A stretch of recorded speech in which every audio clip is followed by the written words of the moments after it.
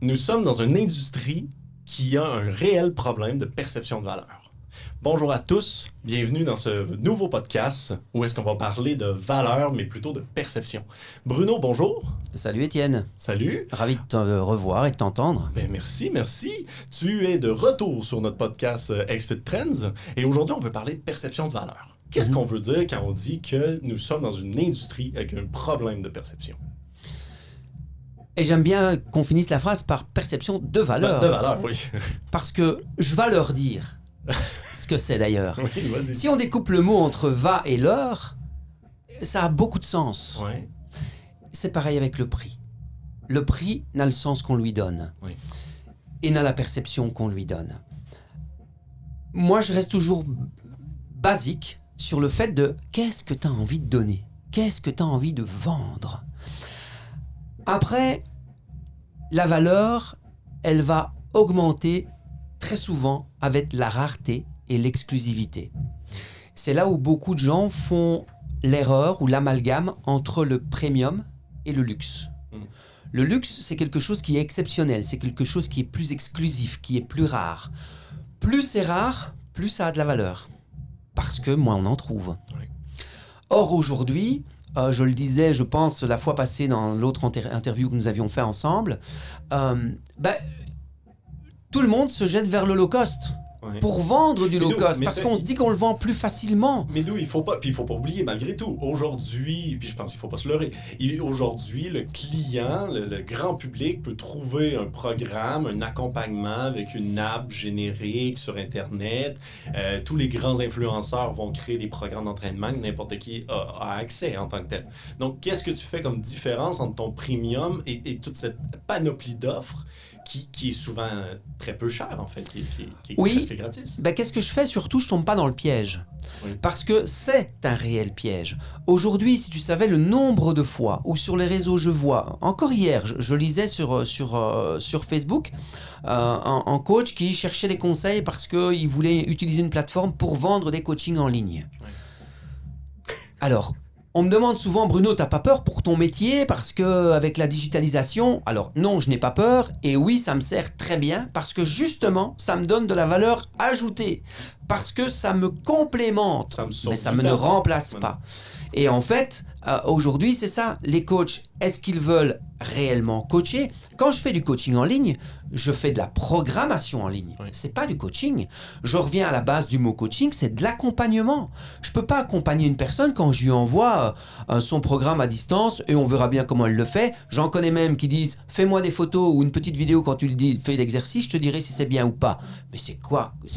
Tu vois, là on n'est pas du tout. Donc pour moi, le premium, c'est pas forcément une question de prix, c'est une question de service. Qu'est-ce que je mets dans mon service? Et effectivement, même, tassons totalement en fait le prix de la discussion. Le prix, on en parlait plus tôt, même hors enregistrement.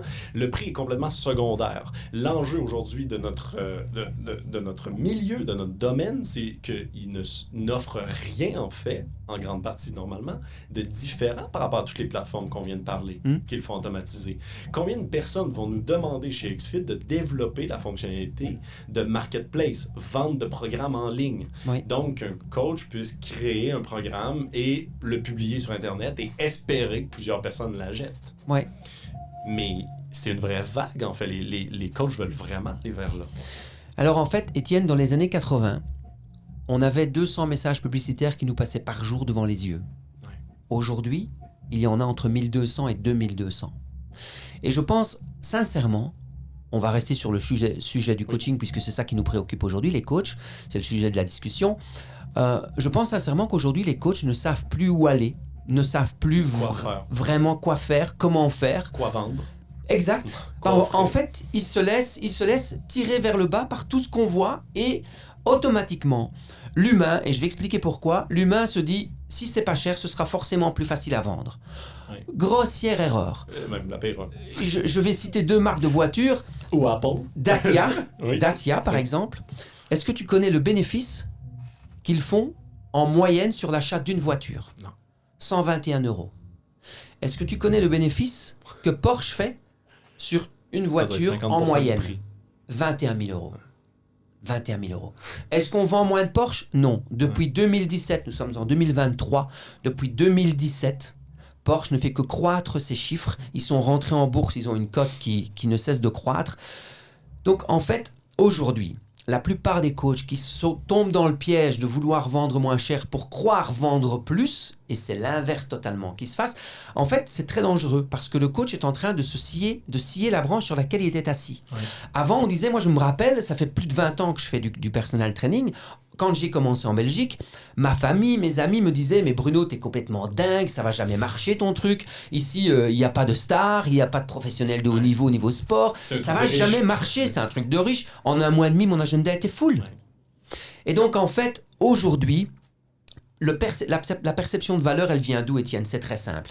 Elle vient en majorité de notre cercle social. C'est un ancrage que nous avons par rapport à notre éducation et par rapport aux gens qui nous entourent. Je ne vais rien inventer en disant qu'on représente la moyenne des 5 personnes que l'on fréquente le plus. Alors, oui, je vais essayer de fréquenter la couche supérieure, mais pour la plupart des gens, c'est difficile parce que notre entourage, et je me considère également dedans, à l'époque de mes parents, quand j'ai été éduqué, j'étais dans un noyau social, voire même inférieur. Et j'ai dû apprendre mes clients ne font pas partie de mon entourage social. C'est la couche supérieure que je veux aller chercher. Et c'est pour ça que j'ai beaucoup travaillé sur mon attitude, sur mon savoir-être et sur le savoir-faire qui fait partie des compétences et sur le faire-savoir qui fait partie de la pédagogie et de la psychologie. Et c'est comme ça qu'on va arriver à grimper des sphères et après pouvoir se sentir à l'aise. J'ai beaucoup de coachs qui très souvent me disent « Oui, mais tu sais, moi quand j'ai affaire à un chef d'entreprise ou quoi, il arrive ou je suis pas à l'aise. » Mais en fait, pourquoi t'es pas à l'aise? C'est juste dans ta tête. On en revient aux obstacles qu'on se met dans sa tête en tant qu'humain. Tu devrais être à l'aise parce qu'en fait, tu es l'expert dans la pièce. C'est toi qui es formé en termes de coaching, en termes de savoir-faire sur l'entraînement, etc.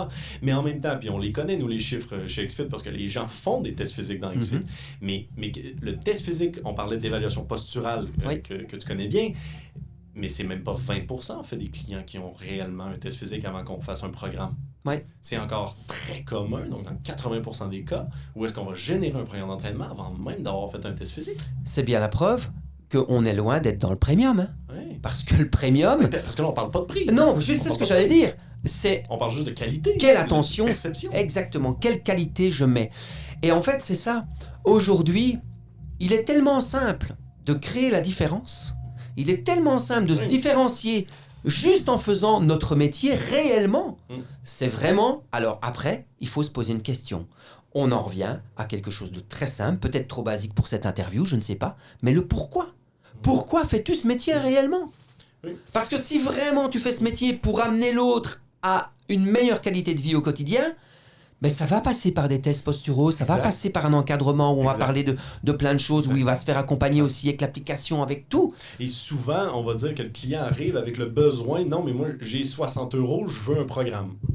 Mais à ça, et XFIT a démarré, pour ceux qui connaissent l'histoire de XFIT a démarré parce que justement, pour la première fois de ma vie, une personne m'a dit non, je ne peux pas te faire un programme. Parce que ça me prendrait un test physique avant, ça me prendrait des évaluations, il faudrait qu'on se parle, etc. Je peux pas te générer un programme tout seul. Tu es formidable. Et c'est à ce moment-là que j'ai tout compris, en fait, que ce qui manque, c'est cette qualité là-dessus. Et donc, on perd pas un client en lui disant « Non, mais en fait, je peux pas. Prends ton 60 €, faisons une première rencontre, je vais voir si je peux t'aider, je vais voir comment je peux t'aider. Puis ensuite, on verra. Puis au pire, prends 100 €. T'étais à 60, prends 100 €. Mais juste, puis peu importe l'argent, mais je ne peux pas te générer un programme tout seul. J'ai besoin de faire autre chose. Je peux te promettre, je suis dans ce métier depuis 2002 comme personal trainer. Jamais une personne m'a dit « Bonjour, j'ai tel budget, qu'est-ce que je peux acheter pour ça ?» Jamais. Par contre, il m'est déjà arrivé de dire « Non, malheureusement, je peux rien pour vous. Je peux rien faire pour vous. » Soit au niveau prix, s'il essaye de brader les prix. Et en fait, c'est ce que je voulais dire. Alors peut-être qu'on est derrière un micro, donc on ne nous voit pas, donc peut-être que certaines personnes vont se sentir un peu choquées, un peu bouleversées par ce que je vais dire. Mais si on veut augmenter son professionnalisme, il y a une astuce très simple. Il faut virer ses clients. Oui. Il faut virer ces clients qui ne vous méritent pas. Arrêtez de brader, arrêtez de tout faire pour avoir 20 € en poche. Votre service que vous avez défini, il a la valeur que vous lui accordez.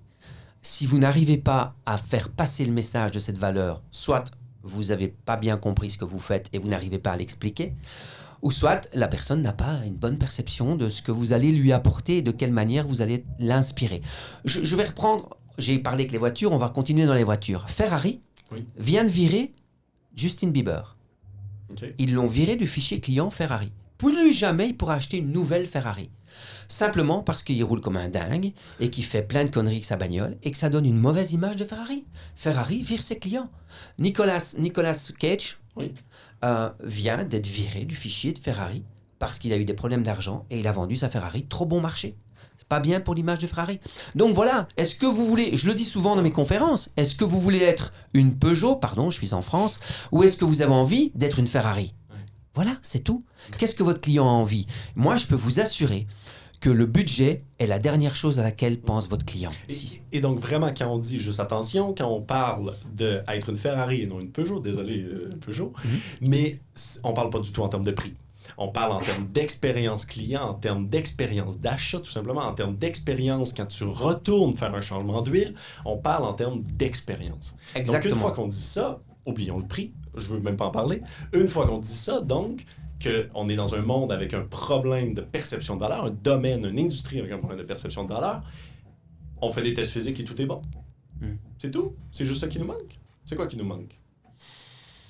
Juste des tests physiques? Non, je vais revenir à 3 choses essentielles et basiques en même temps. C'est le savoir-être, le faire savoir et le savoir-faire.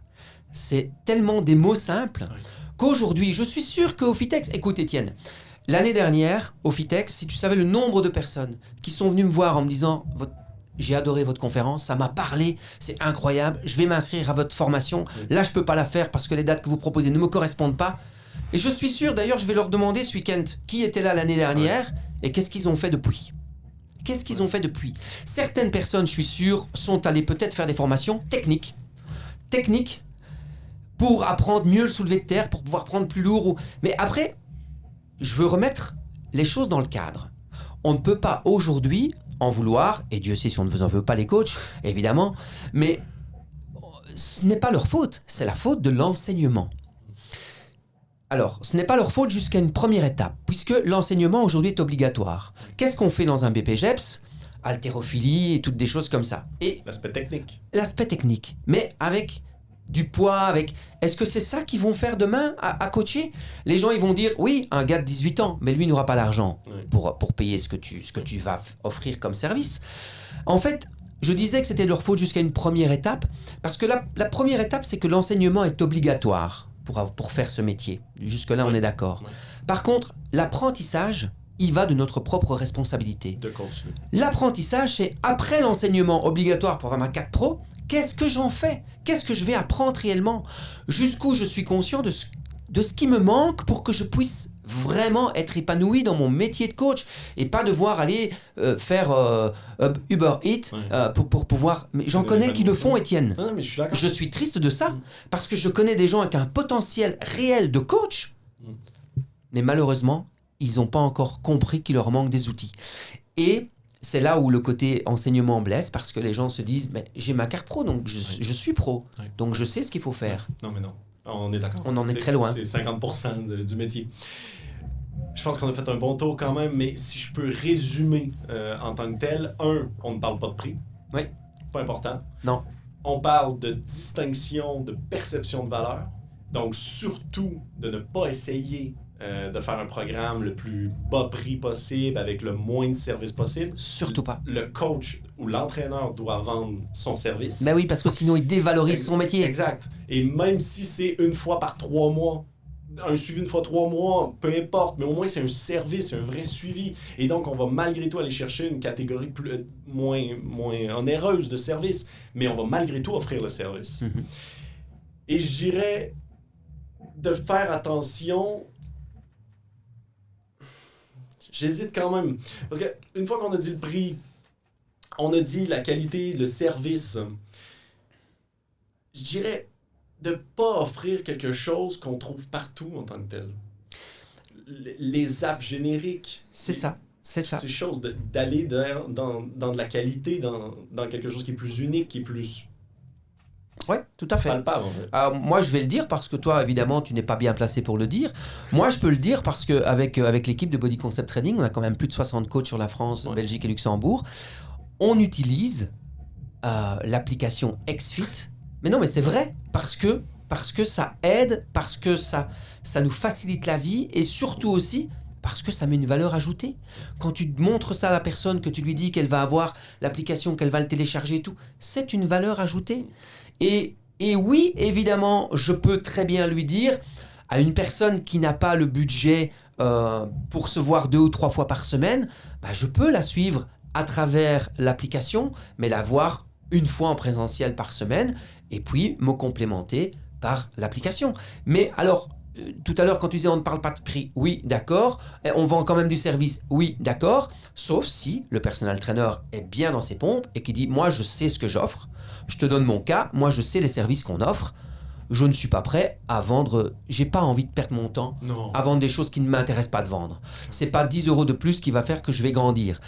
Voilà. Par contre, je préfère avoir un client, entre guillemets, vous ne voyez pas les guillemets, mais un client, entre guillemets, sur lequel je vais pouvoir donner toute mon énergie, tout mon focus pour l'aider rapidement. C'est ça aussi le but du positionnement, c'est de savoir à qui on veut s'adresser, comment et vers À où. qui ne savoir pas vendre. Ouais, en tout tant à que fait. tel. Ben, merci beaucoup, Bruno. Avec plaisir, Étienne, se c'est revoit de toujours toute chouette, façon. évidemment.